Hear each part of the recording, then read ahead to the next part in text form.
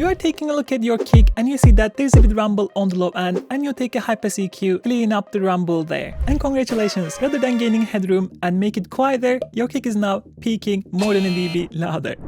So the first conception is, whenever you high-pass the things on the low end, you believe that your signal will get quieter because you are taking off the things and you will gain more headroom. I have this kick over here.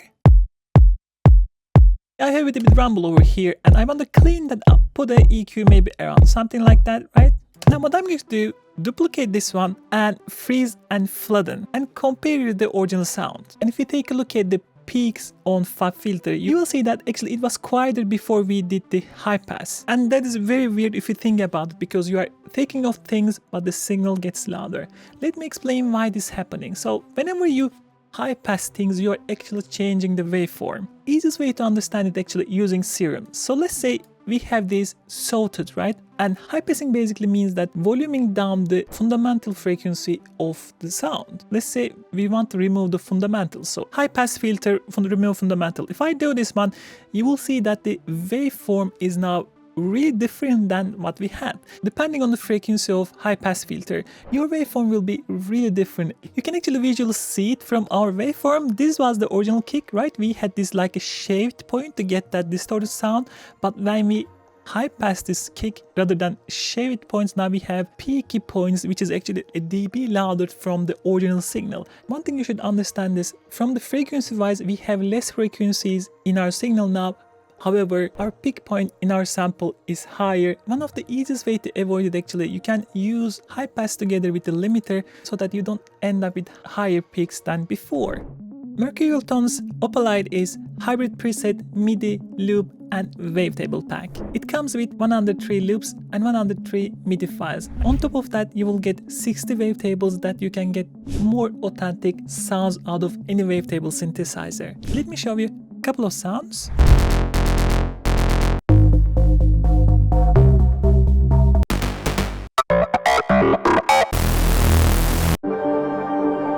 You can get the pack on mercurialtones.com. Second misconception, making high pass like this would make your low end sound better.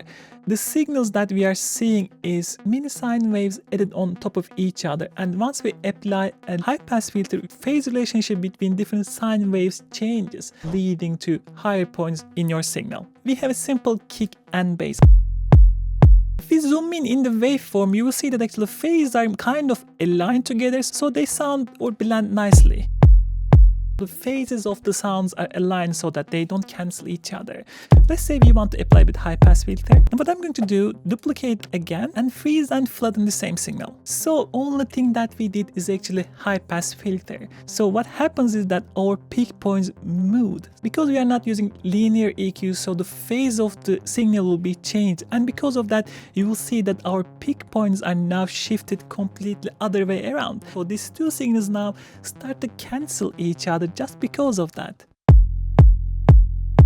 We hear a stack beat or loop sound when these two parts coming on top of each other. So when you are making this kind of aggressive high passes with your bass sound, it's always a good idea actually freezing the bass sound and taking a look at the phase correlations so that you can get a bit tighter space. Other thing that you can do, of course, using a linear phase EQ. There's an issue with linear phase EQs. It's called pre-ringing. Pre-ringing oftentimes will be a problem with the percussive sounds where very high pitch and low pitch sounds move around each other. It shouldn't be a problem with the simple bass sounds like this. I'm just gonna use FAB filter and we're gonna pick the linear phase and then do the same thing. FAB filter has different options. If you take something like medium, for example, now we will see that our phases are much closer aligned, so it will sound still the same. For the things like high passing bass sound, linear phase EQs will be a better choice. If you want to learn other EQ mistakes, I have a video just about that over here. Take a look at that.